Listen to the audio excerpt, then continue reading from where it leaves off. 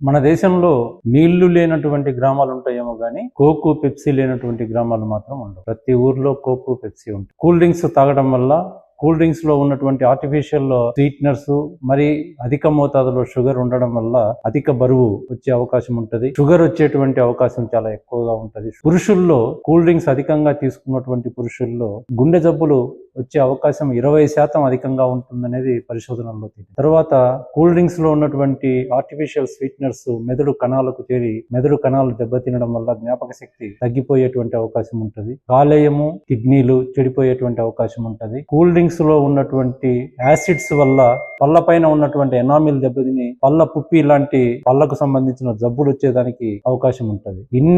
ఇన్ని విధాలుగా ఆరోగ్యాన్ని దెబ్బతీసేటువంటి కూల్ డ్రింక్స్ ను మానేయటం మంచిది. మన తాత ముత్తాతలు ఉన్నటువంటి మంచి అలవాటు చల్లటి మజ్జిగ తాగటం. కూల్ డ్రింక్స్ ను మానేద్దాం, చల్లటి మజ్జిగ తాగుదాం.